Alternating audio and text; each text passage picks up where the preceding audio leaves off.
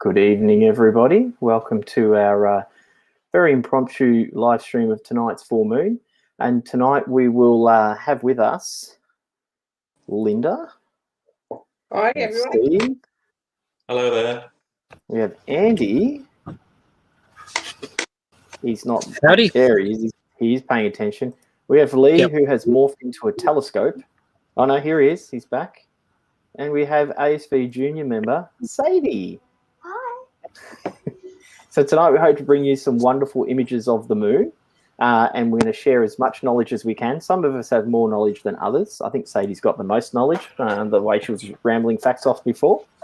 And we'd also like you to share your moon images in our moon photo competition post on our Facebook page. Entries will close midday tomorrow, and we will be drawing a winner and notify everybody via Facebook of that winner at 5 p.m. tomorrow night. And the winner will get, I think it's a moon map, a pair of 20 by 50 Saxon binoculars, and a set of eyepieces with a moon filter in it as well.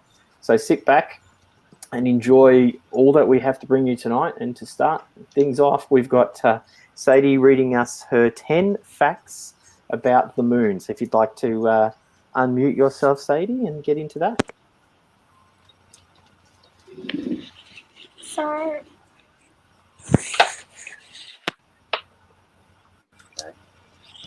You got your 10 facts? Are you ready to go? You don't want to do them now?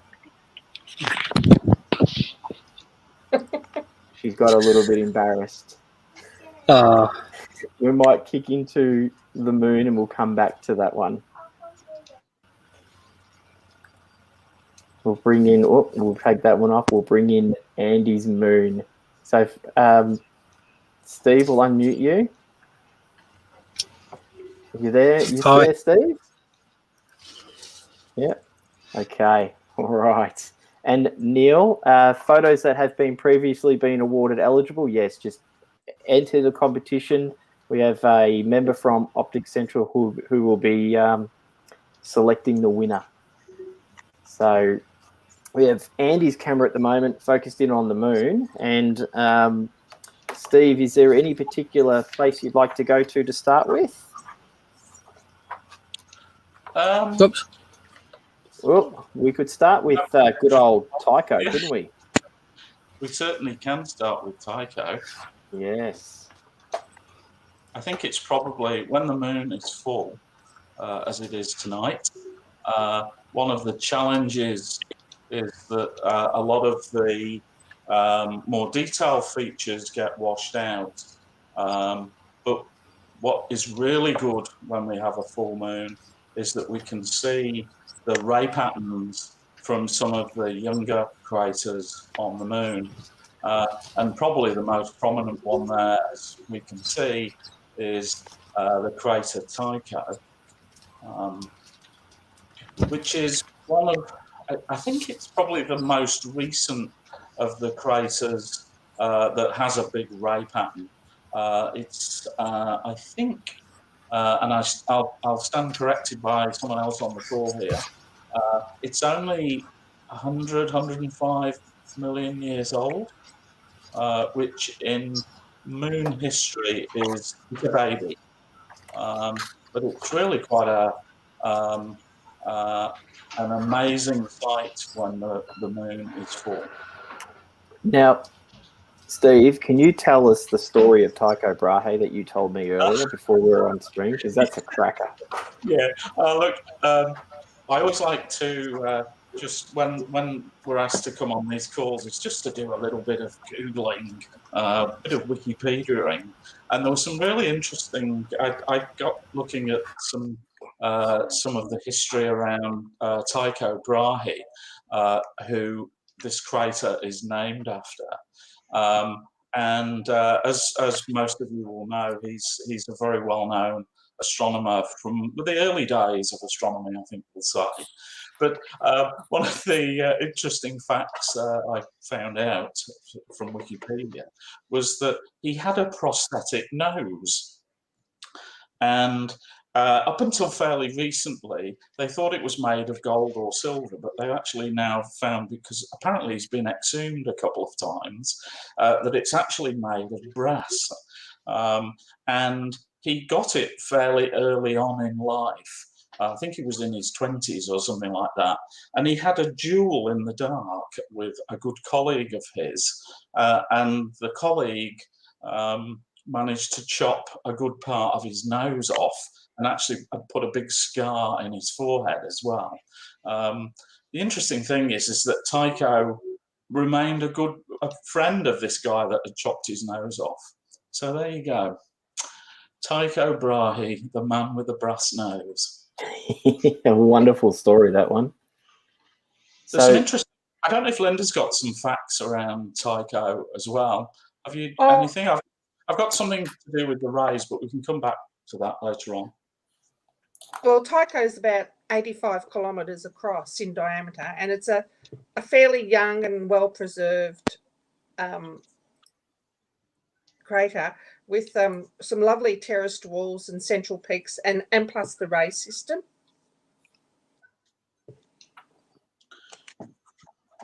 So I don't know if we can. Some of the rays go a long way across. I don't know if you head to the sort of southwest. There's a ray. Oh no, sorry, the more sort of west, I suppose. There's one ray that heads out the furthest over into Mare Nectaris, up a bit from there. The one sort of horizontal, Andy. Horizontal.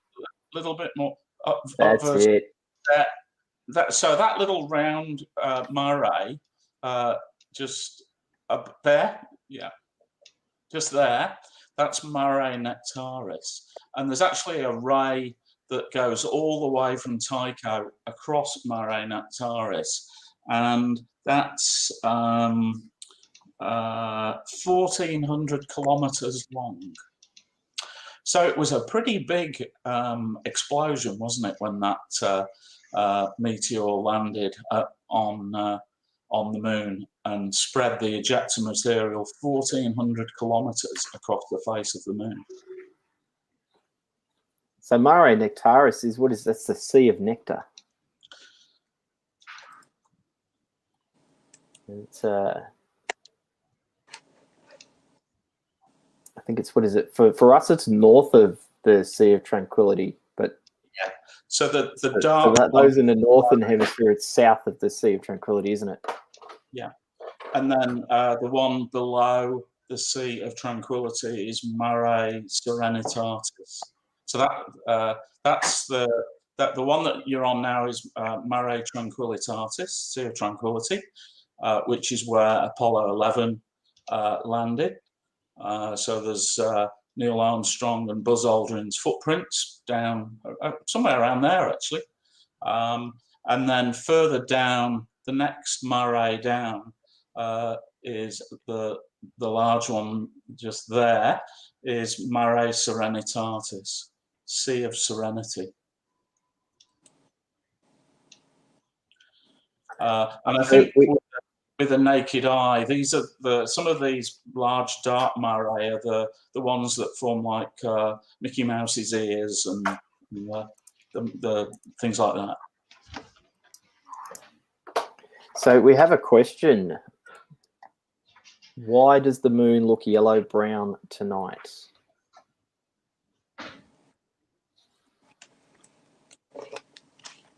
Oh. Yeah, so I think we've got an answer there for you, Shannon. And that answer is from Neil. It's a matter of the white balance chosen by the photographer. It's high enough in the sky not to be coloured much by the atmosphere. So it's probably an equipment setup. Andy might be able to give us an answer on as to why that is the case at the moment. But, yeah, it's not necessarily to do with its location in the sky at the moment. Now, Andy, would you be able to move it to Copernicus? I mean, I can just see it. Could you do a zoom in on Copernicus for us? There we go. Can we sharpen that up at all, if possible? And while you do that, here's one for you, Steve. Oh, Would the footprints still be there? oh, hi, Shannon. Yes, they certainly will be. They'll be there for, I think it's fair to say, millions of years. They will eventually disappear, just because there's no wind or rain or anything like that on the moon.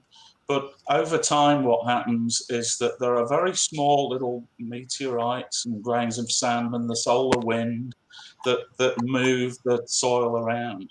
But the footprints will last for, I think, millions of years. They're probably now, and it's what, over 50 years since they landed. They're probably as fresh now as they were when Neil and Buzz left them there. There we go. I've got a little bit of information about Copernicus. It's 93 kilometres across, and it is a classic crater, and it is one of the youngest on the moon at only 800 million years. Its lack of internal impacts and clean features. The terrestrial It's a baby. It's a baby. The terraced walls rise 900 metres above the surrounding plain, and it shows signs of prehistoric landslides. It has three main central peaks. The crater floor is dotted with small hills, which may be volcanic. The crater is 3.7 kilometres in depth, and the central peaks rise 1.2 kilometres in height above the crater floor. There we go. Some wonderful facts on Copernicus. I think we often underestimate just the scale of things on the moon because, you know, we see them and they look pretty small. And, you know, as I say, when I'm looking through a telescope at one of our AFTP sessions, you see that little pimple in the middle of the crater.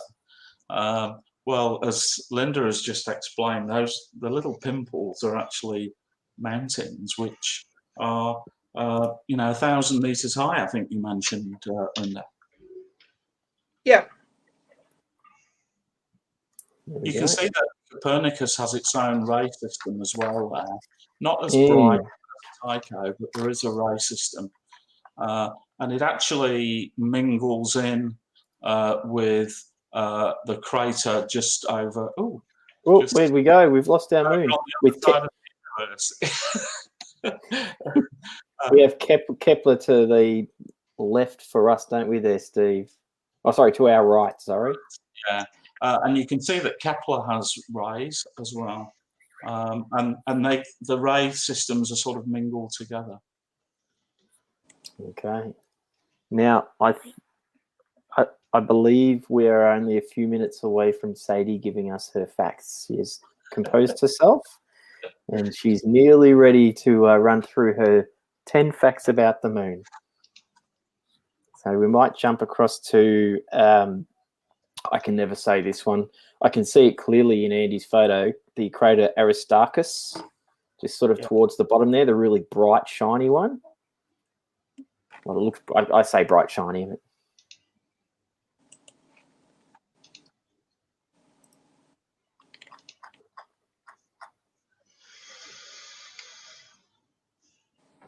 So it's considered the brightest, isn't it, Steve, this one? Yes, I think it's supposed to be the brightest feature, even brighter than Tycho. I was just, while you were talking, I was just sort of doing a bit of a look up in Wikipedia. Yes, it is one of the brightest features on the moon. And this one's 40 kilometres across. Have you got how old that one is, Linda? No, I don't. Can we just go with really old?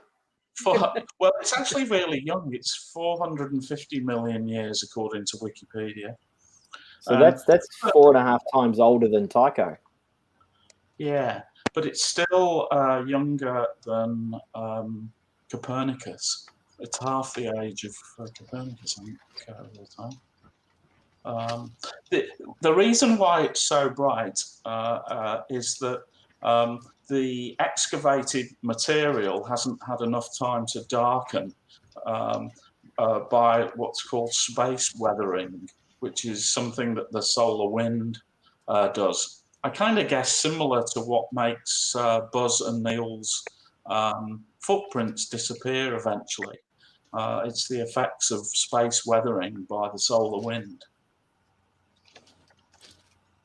And apparently during the Apollo era, of when they were exploring, much was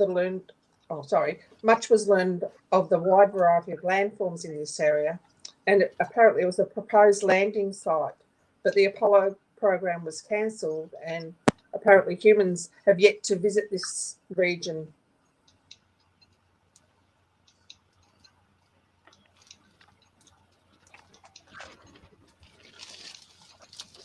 So I'm wondering if we could maybe move a bit to our north there to the crater Grimaldi. That's it, the dark spot. That's that dark patch there, right next to the HD. There. Yep, that's it.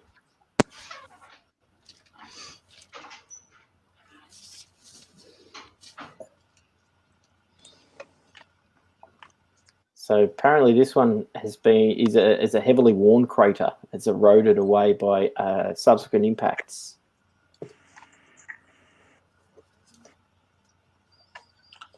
That colour would suggest so, wouldn't it? That it's a bit like one of the mares, in that it's probably, after it formed early on, it filled with lava, which has then remained that dark colour, which is why the mares are so dark. They filled with molten lava, which is a little bit like basalt that we have on Earth, which, as some of you will know, is a very dark coloured rock.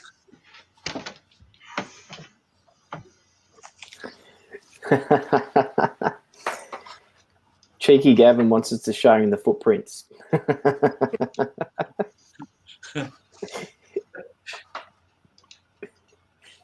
Don't think we can do that, unfortunately. So I think we might jump across now quickly to Lee's stream. He's got another view for us. Oh, yeah. Oh, wow. Look at that. Bit zoomed in compared to mine. So I'm trying to work out where we are. So we've got, I can see. So Copernicus and. Yeah, I can see Copernicus there. So he's up the other way. That's it. He's right. I just flipped my camera. Yeah. I want to go back the other way now. Maybe we could jump across to a couple of the mares now, Steve.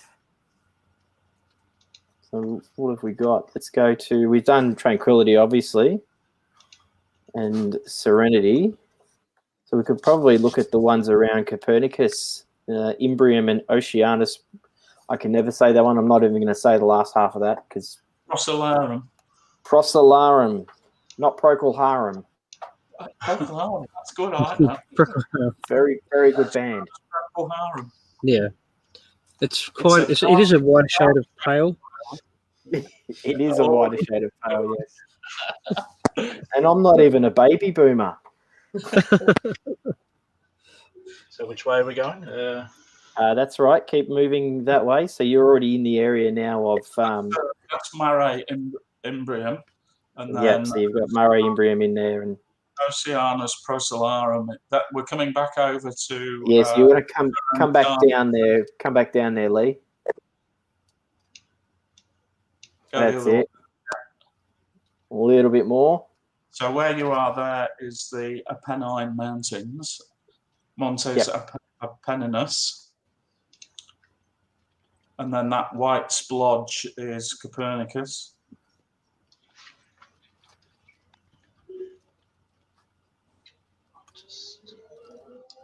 And the dark area below the crosshairs is Mare Imbrium.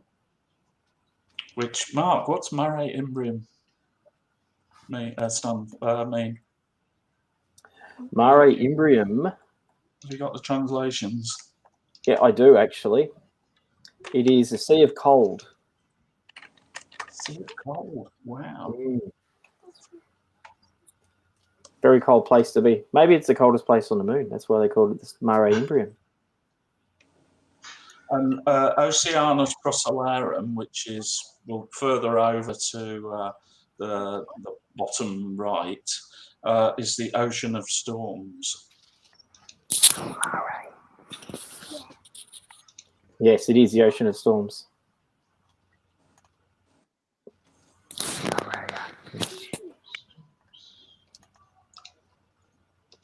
There's a good view there of the Apennine Mountains. I didn't think we'd actually be able to see those very well today because with everything being washed out. When we did the viewing for the International Observe the Moon night, I think we were at first quarter, just about, in the moon cycle, the lunar cycle, and the Apennine Mountains were much clearer to see. There was a lot more shadow, and there's some very interesting features in those mountains, but we can't really see them today with the moon being full. Yeah, I don't know if you can even see from my outside camera. The moon, as it is actually quite overcast. Oh wow!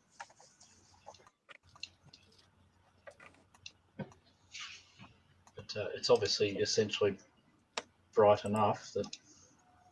Whoops. Okay, so Sadie says, "You ready now?" No, she's still ready.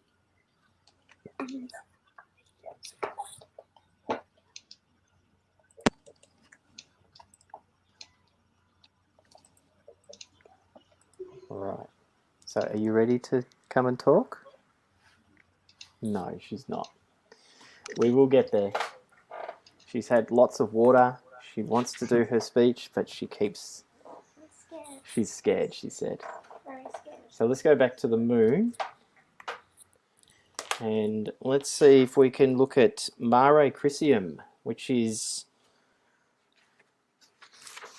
more towards the top there, Lee.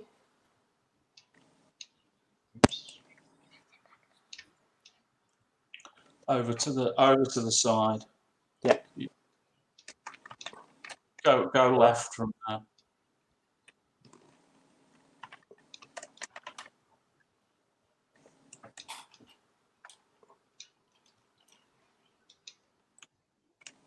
And then up a bit as well.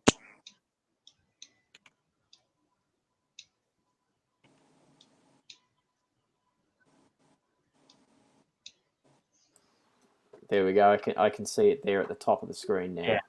Yeah. So we're going through Mare Serenitatis again, and then up to that round dark blob, and that's it. Mare Crisium. Yep. Just bring that back into the center. And that one's only 3.9 billion years old. Is that all? That's nearly as old as me.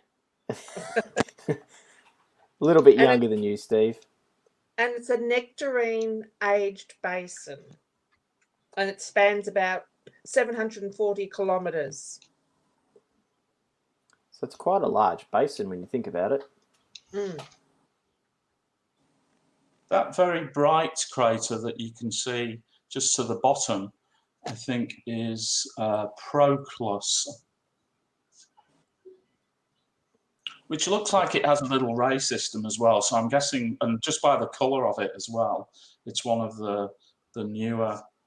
It's a young crater, 27 kilometres across, 2.4 kilometres deep. Wow, so little deep hole. And 2 Soviet missions landed in Mare Crisium in the 1960s and 70s. And Lunar 24 landed in Mare Crisium in 1976 and returned samples from the lunar surface to Earth. Ah. Well, that's a bit bright. Sorry. And if anybody's read The Moon is a Harsh Mistress, that is the Mare Crisium is the location of Lunar City. Mm. Bit of Lee? trivia. Yeah. Lee, do you want, for those who are interested in the setup, do you want to explain what you're tweaking there just to improve the picture? Just give us a little bit of a rundown of what things you're doing there. If you... Yeah, so effectively here I don't know if you can see my mouse on there or not. Oh, you can, yeah. So this is the exposure. So this is how many or how fast the camera actually takes shots. If I lower that to make it faster, we go very dark. And if we go the other way, so it's taking it a lot slower, but we're getting a lot more light in as a result. Similarly, we've got the gain here. And sometimes it's just a bit of a game to sort of adjust between the two. That's good. Now it's actually brought the rays out quite well on Proclus. Yeah, just down here. Yeah. Yeah, which you couldn't really see. It's interesting how the different adjustments make such a big difference. Yeah, and even like if I was recording this, which I did the other night or last night, even just as simple as changing like the gamma on the screen, it's sort of good for viewing, but by the time you record it, that makes no difference. And it's what you see afterwards, similar to what we do with a lot of our other astro photos, is stretching the images and making them look just a bit better. It's a bit harder to do that when you're doing it live with the moon. Yeah, you can really pick up those rays nicely. Now, I'd like to take. I'm just dropping the contrast a little bit, and you can see it now. Ooh, I'd like to take this opportunity now in the break in discussion to introduce Sadie. If she'd like to come and say hello. Can we hear Sadie? No. No, Sadie, your mic's not turned up. You have to turn your volume up and turn your mic up.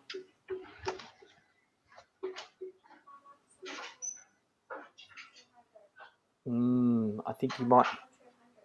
Hang on a sec. I think we've got an issue with her mic. Steve, I'll just hand it to you quickly. Sure. Lee, can you just scroll from where you are, just scroll down, or, well, move the image sort of up if you like. Just take us down a little bit.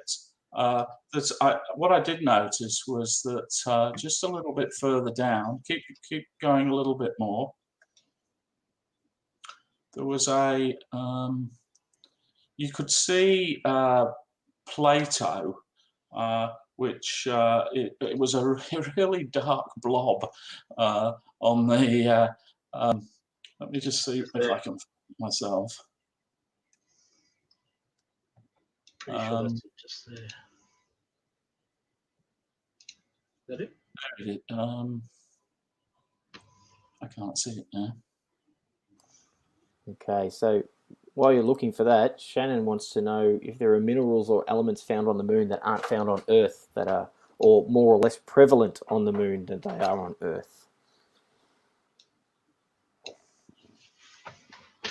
That's a good question. I think I've thrown them a curveball here. Quick, Linda, Google. Linda, Google. I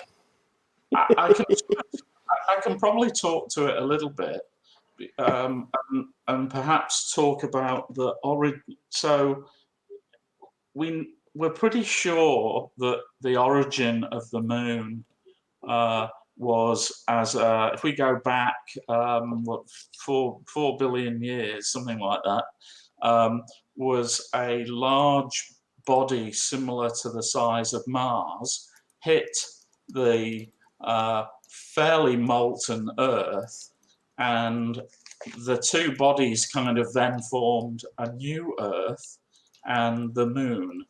Now, what that would suggest to me is that the minerals and elements that are in the moon are actually going to be quite similar to the minerals and the elements that we find in the Earth, because they actually came from the same two bodies. And were sort of pretty well mixed up, I think, when there was the big collision. There we go. That's Plato. I just think that really stands out as such a nice round dark blob, doesn't it? It's very It's circular. beautiful. I think we've got Sadie now as well. Can you say hi, Sadie? Can everybody hear me? Yeah, Yes, we can now. Okay. So Sadie, would you, while we're looking at this beautiful, what is this, Steve? Plato. Oh, while we're looking at Plato, Sadie, would you like to read out your 10 facts? Okay, well, I would like to share 10 facts I have learned about the moon today. We'll be mostly looking at the moon's volcano in orbit. So the first fact today is the moon's Earth only permanent natural satellite is the 5th largest among planetary satellites, relative to the size of the planet that orbits. The moon is the second densest satellite among those whose densities are known anyway. The first densest is Jupiter's satellite Io. The moon always shows Earth the same face. The moon is synchronous rotation with Earth. Its near side is marked by large dark plains, which are volcanic mareas. That fills with the space between the bright ancient crystal highlands and prominent impact craters. The moon's surface is actually dark, although compared to the night sky it appears very bright. The reflectance is just slightly higher than that of warm asphalt. It's gravitational, although compared to the night. Its gravitational influence produces the ocean tides, body tides, and the slight lengthening of the day. The sun and moon are not the same size from Earth. Both the sun and the moon look about the same size. This is because the moon is 400 times smaller than the sun, but also 400 times closer to Earth. The moon is drifting away from Earth. The moon is approximately 3.8 centimeters away from our planet every year. The moon was made when a rock smashed into Earth. The most widely accepted explanation is the moon that was created when a rock the size of Mars slammed into Earth. Shortly after the solar system began forming, about 4.5 million years ago. The moon makes the Earth move as well as the tides. Everyone knows that the moon is partially responsible for causing the tides of our oceans and seas on Earth, with the sun also having an effect.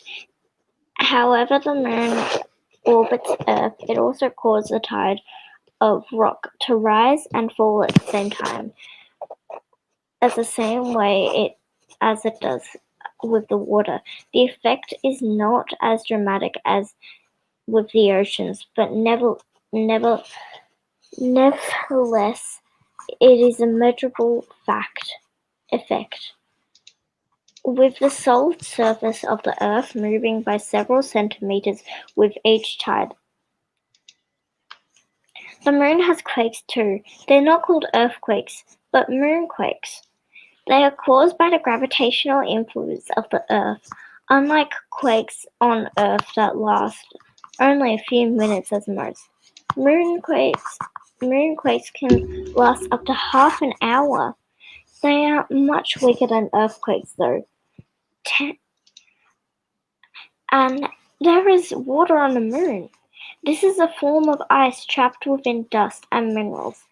On on and under the surface. It has been detected on areas of the lunar surface that are in permanent shadow and are therefore very cold, enabling the ice to survive.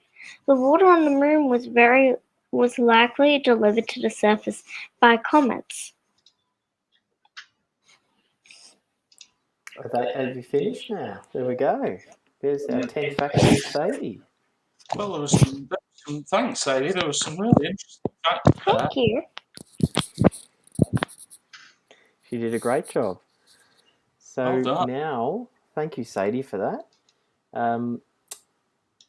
I've lost where I am now. I was busy listening to Sadie. Can we go back and have a look at Plato again? Yeah, I think we should have a look at Plato again. It's quite interesting, really. So while we're getting back to Plato, we have a question here. And I was surprised to read somewhere that all the planets in the solar system could fit between the Earth and the Moon if put side by side. Is this correct?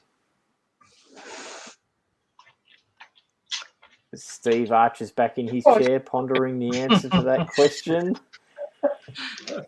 Linda leaned forward, hand on chin. I'm just because the moon isn't. The moon's only what 384,000 kilometers away. Yep. I don't think they would all fit between them. No, I don't think they would at all. No. So I think the answer is no. Well, I mean, Jupiter itself is 69,000 or nearly 70,000 kilometers across anyway. So perhaps it would then. They might just make it. Anyone want to get their calculator out? Let's do it. So we've got Jupiter is 70,000 kilometers. Let's have a look at Saturn, shall we? Bear with me. Then it will. Jupiter's more. Well, if you include Saturn's rings, they've got a diameter of 270,000 kilometers. Well, here you go. The Earth-Moon distance is 384,400, and the total of the planet's average diameters is 380,016. So that's a difference of 4,384 kilometers. So the it's answer very is yes. So what was that, Linda? Do you want me to read the whole lot out again? Yeah, So- I do. The average Earth-Moon distance is 384,000 kilometers, and the total planet's average diameter is 380,016. So the difference is 4,384 kilometers, or very close to that figure. So they But just fit in. They do. The planets can fit in if you wait for the moon to be at I can never say that word. Apogee. Yeah. Apogee. Or if you align the planets pole to pole.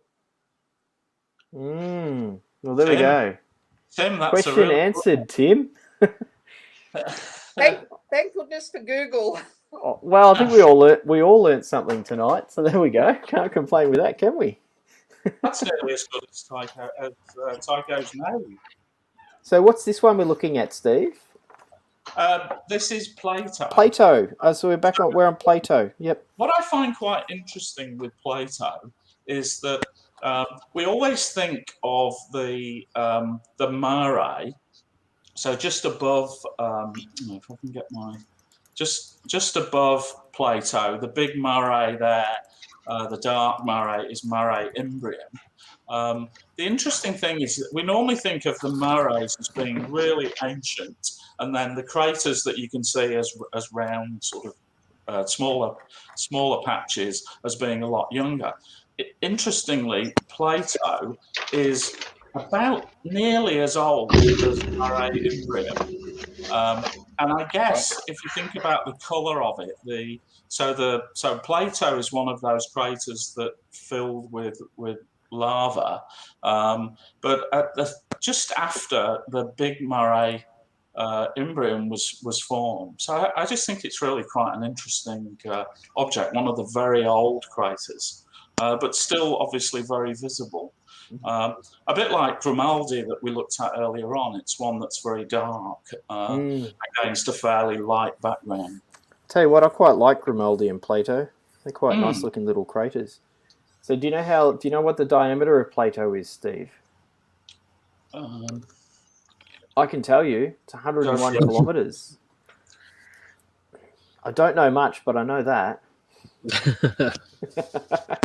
But there won't be many features in it now because it's so old and it filled up with lava. So there won't be any sort of mountains visible in the centre, which is what you get with the younger craters.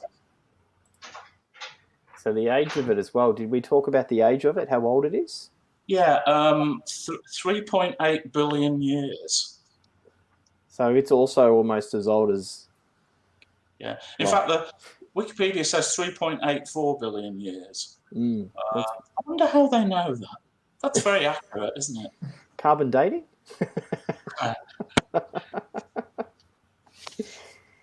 So Neil's popped up a good comment. In fairness, Saturn rings aren't part of the planet and shouldn't count. Otherwise, we should count Jupiter, Uranus, and Neptune's rings as well. Yeah. If we do count the rings, then they definitely don't fit between. But if we don't count the rings, then they will fit between, but just. Now, do we have any other interesting parts of the moon we'd like to check out before we sort of close things out? We've got a little bit of time left.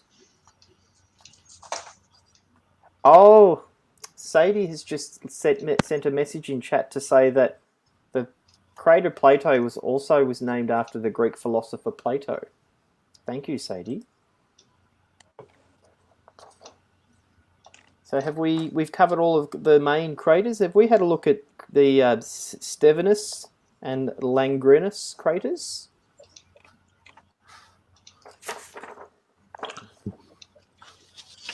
I'm being like picky now. Where are they? Where are they? Probably be sort of 10 o'clock and 11 o'clock there. The little bright little white spots. Yeah. Yep. Oh, yes. Those two there. Yep. These two? That's it. Oh no, the furthest one away from the moon, the one closest to the edge of the moon as we see it, and also the one down near towards the Sea of Fertility there. I'm not going to try and say the correct term of it, Steve, because I'll get that horribly wrong. Is that Mare Fecunditatis? Yeah. Oh, very good, Steve. Yeah. Mare Fungitatis, that's the one, yeah. Mark, I have to say I do prefer your names to I think I should create I think I should create a whole new moon map with we'll call them the marked names, and I'll come up with them. Instead of Mare, we'll call them mares again. Yeah, particularly Oceanus Procol Harum. Procol Harum, yeah, the ocean of Procol Harum. I do like that one. So we've got the one that is sort of more towards the 10 o'clock.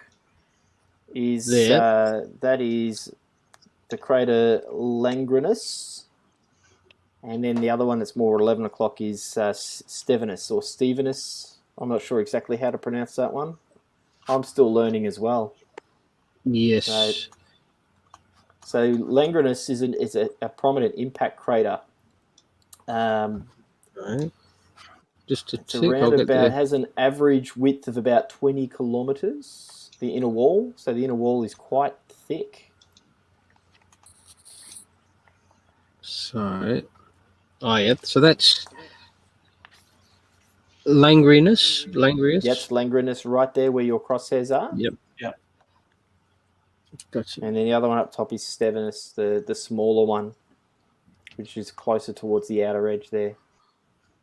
Oh, no, there. Sorry. Yeah. Oh, there. Sorry. That's Stevo. Stevenus. Yeah, we'll call it Stevo. We'll call it Stevo. Yeah. Is that named after Steve? Yeah. The Terminus.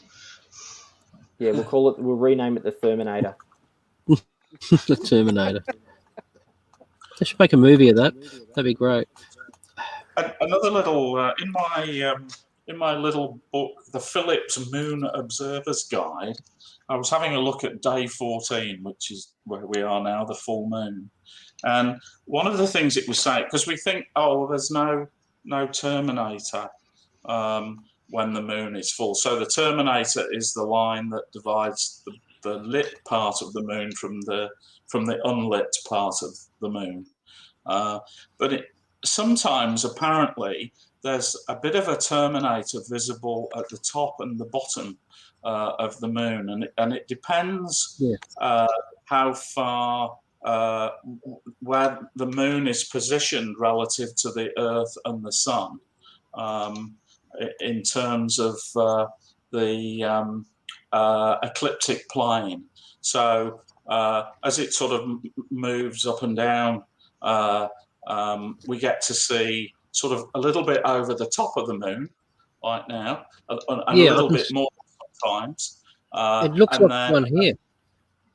So you can see, because you can see some shadow at the top, can't you? Which is typically what you would get as it starts to go dark, and you get the same down at the bottom sometimes as well as the moon, I'm assuming, comes higher up above the ecliptic plane. Not today. Not tonight, though. Not the bottom, but tonight, definitely the top. Yeah. Definitely the top.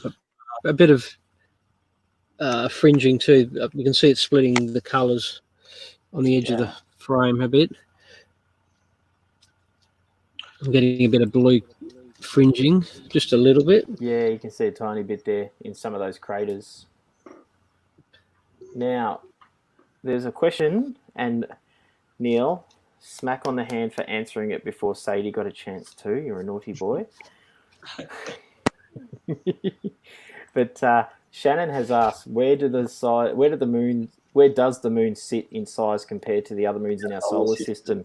And Sadie has an answer for us. Well, the largest moon is Jupiter's moon, which is Ganymede. I'm not sure if I pronounced that right. I don't know how to say that. It's very hard. But Ganymede is larger than Mercury and Pluto. Do we know what the other ones are? Do you know what the other ones are, Sadie? No. No, she doesn't know what the other ones are. So Ganymede is the biggest, isn't it? What's the second biggest? Is it Titan? I'm guessing a little bit now. We'll let Sadie Google this one. She wants to Google and find the answer to this one. But we've got another question from Shannon. Shannon, you clearly haven't had enough beers tonight, or you've had too many. He was messaging me earlier with his photos of the moons. If it broke orbit, would it become a planet? Because it's larger than Mercury. You're right. It's Titan. Oh, and the answer to the second largest, it is Titan, yes. Well, to become a planet, there's a few things. I think it needs to clear its orbit. Mm-hmm. So that's one stipulation. And it has to be round. I think that's another stipulation. So that's why Pluto was sort of... I don't think Pluto was clearing its orbit correctly enough, so they've demoted it as a planet, but I think it still should be a planet. So if the moon did break orbit and cleared its own path, it would become a planet. Well, there we go. Now, do we have any other features? Are there any features anybody watching would like to see? That's a question we haven't asked yet. We've got about 5 or 10 minutes left before we sort of close it in. So if there's anything on the moon, and no, we can't show the moon landing sites. We don't have that sort of equipment, do we? To be able to show the moon landing sites. Even Hubble wouldn't see it because a pixel would be about 100 meters. Would only show about 100 meters, if that. That's probably the best cameras we've got on Earth and in space at the moment. Unless they're the ones which are like Clementine and Reconnaissance Orbiter, which go round the moon, they can zoom in. But from here, one pixel would cover 100 meters or even bigger. So you wouldn't see, you'd see it as a black, a square dot, technically. So you wouldn't see any. I think there's only been the LRO, the Lunar Reconnaissance Yeah, Orbiter, right. which has taken the very high quality images of the legs and of the lunar landers, and you can see the footprints. Not the individual footprints, but the sort of tracks, if you like, going out from where the Apollo missions landed to where they deposited the experiments that they left there.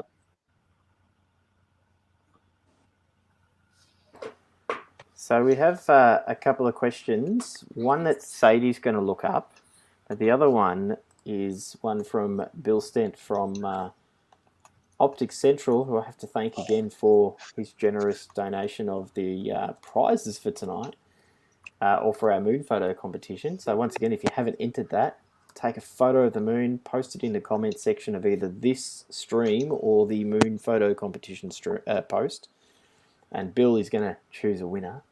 No pressure, Bill. So Bill wants to know, are the retro-reflective panels left by various missions still operating? And I am under the impression that they are, because I know the guys in the radio section are very keen to try and point our 8.5 meter dish at those reflectors to get some rebounding happening. So I'm pretty sure they're still operating. Are these are the panels that they bounce lasers off to look at the changing distances and things like that? Are they? I believe so, yes. Yeah, they're lunar laser ranging equipment. And apparently they were left by Apollo 14 and Apollo 15 missions. Yeah, and the radio guys are keen to try and see if they can get something happening with those reflectors with the dish. It is one of the, I guess, missions of the radio astronomy section of the ASV is to get that happening. So I've just jumped over to Lee's stream. Tycho looks absolutely magnificent tonight, doesn't it? Yeah. It's looking very, very good tonight. So now... It's surprising you can see the rays, seeing as the moon's so bright. Yeah, it's set up quite nicely. Now, Sadie's going to jump in and answer this next question from Helen. So I'm just going to pop this on the screen and then let Sadie answer. So the question is, how fast is the moon drifting away from Earth? So Sadie, if you'd like to answer that. Well, the moon is drifting away from the Earth at 3.8 centimeters, which is 1.5 inches per year, but the speed of its retreat has variated over time. There we go. Answered by Sadie for you, Helen. So it is drifting away slowly but surely. And then after it's drifted away so far, it then comes back, doesn't it? I think it goes in and out over time. Yeah, kind of seesaws a touch, but it moves. I think, does it move a little bit further away than it comes back in each time, isn't it? It's probably, is it something to do with angular momentum or something like that? Oh, you're getting too technical for me. I just design houses. It's to do with orbiting, is it? I would think. I don't know. I'm guessing. But just think, in 500 million years, the moon will be then 23,496 kilometres further away than it is now. So it's not a lot, is it, really, when you think about it? No, So I won't be there here to see it. But future solar eclipses won't be full solar eclipses as the moon moves further out. It won't block the sun quite as much, so you won't get at the moment it's a perfect ratio. The moon is the sun's 10 times further out than the sun, and and the moon blocks it perfectly. It fits it over exactly. But I think when the moon does move further out, it won't block the sun quite as much. I think it's something like that. So our future solar eclipses will be, but we won't get to see them. It's a long way away. So I suppose that what that's telling me is it's a great time to be interested in astronomy now. I Yep. believe so. Wonderful Quick, time to be get on that a membership member. website. Get joined up now. It's a great time to be an astronomer. Hey, and I think if I check, if you just bear with me for a second, Steve, I believe there are still some public tickets left for the Messier Star Party next week, but not many. 6. There we go.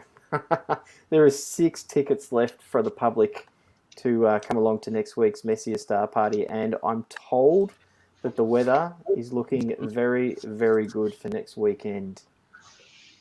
Yeah, I think Jane Bunn was saying on Channel 7 it was looking pretty good. The online forecasts look pretty good.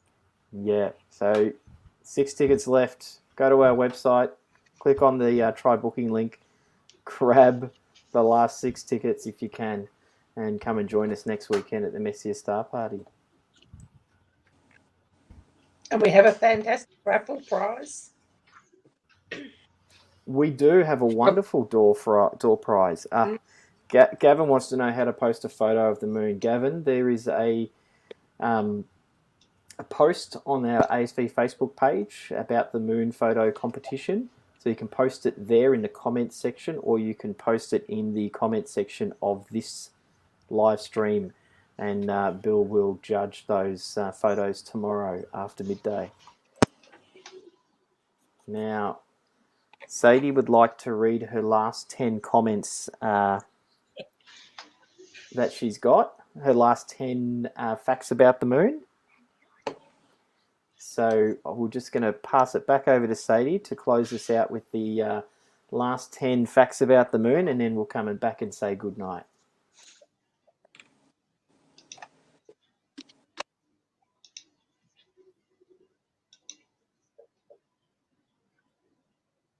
Hang on 1 second.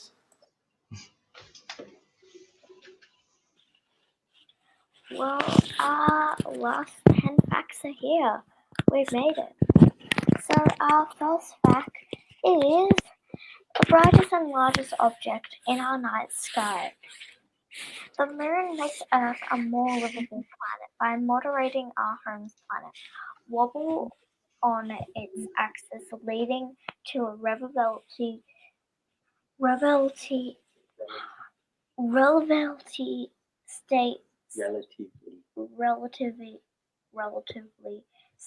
stable climate. It also causes tides, creating a rhythm that has guided humans for thousands of years. The moon was likely formed after Mars-sized body collided with Earth. Earth's moon is the fifth largest of the 190 moons orbiting planets in our solar system. Earth's only natural satellite is simply called the moon because people didn't know other moons existed until Galileo Galilei discovered 4 moons orbiting Jupiter in 1610. The moons was the first place beyond Earth humans tried to reach as the space age began in late 1950s. More than 100 robotic explorers from more than a half dozen nations have sent a spacecraft to the moon. 9 crewed missions have flown to the moon and back. The former Soviet Union logged the first successes with its lunar program, starting with Lunar 1 in 1959. NASA followed with a series of robotic Ranger and Surveyor spacecraft that performed increasingly complex tasks that made it possible for the first human beings to walk on the moon in 1969. The NASA is gearing up to set up a permanent lunar precinct on the moon. The Artemis program will send the first woman and the next man to the moon and develop a subsequent human presence on the moon and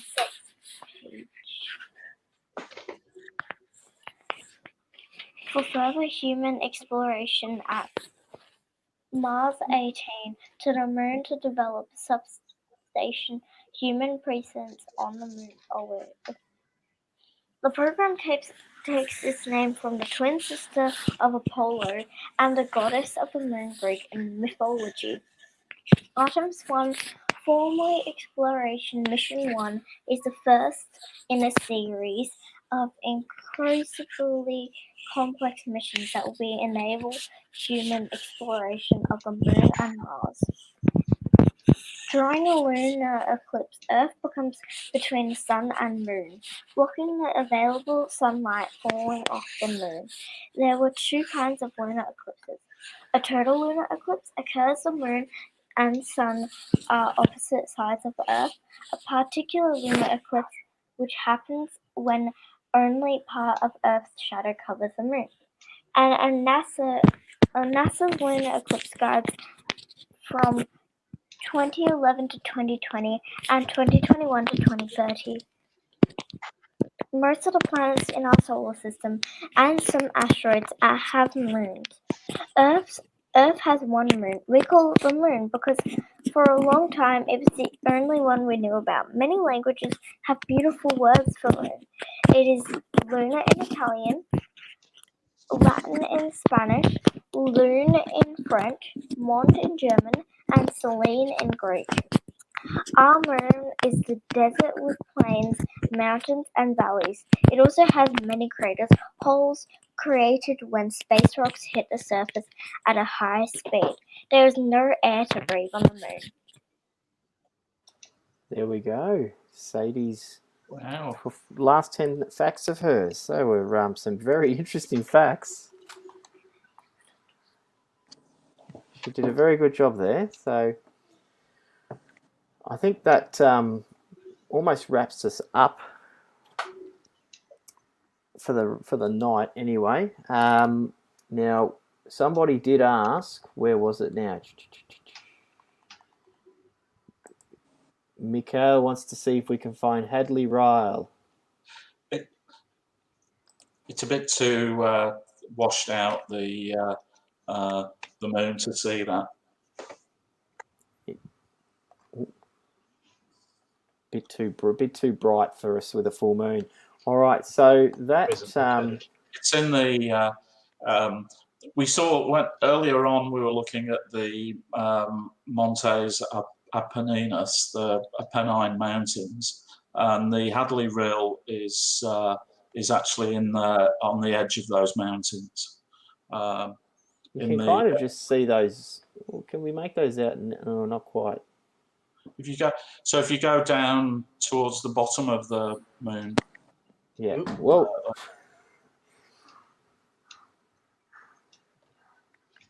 Here we go. Slowly moving down.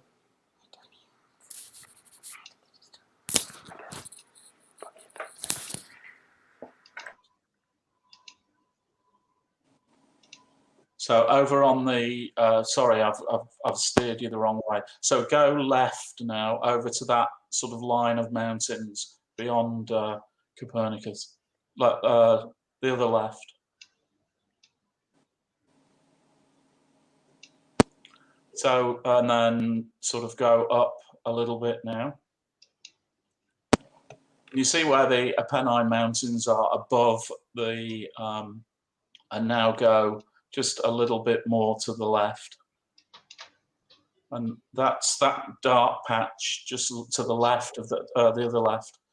The dark patch sort of there, just above where the Hadley Rill is in there.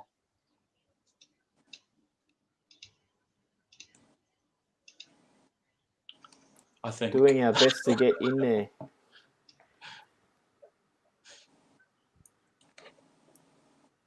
You can barely see it, actually. It's close. You can You see. can kind of make the ranges out. Yeah, you can certainly see the mountains. It's a sort of. It looks a bit like a wiggly river that runs just below where the white line of the mountains is. It's kind of where your pointer is now in there, and it's like a little wiggly looking river. Yeah. It's rills are there's different theories about what a rill is. Just for anyone that's interested. I think you can just make it out. Like, it's really hard to see there, but it's that dark patch. You can see the shape of it, of where it is. They think they were formed by fast-running molten lava rivers in the sort of early days of the moon.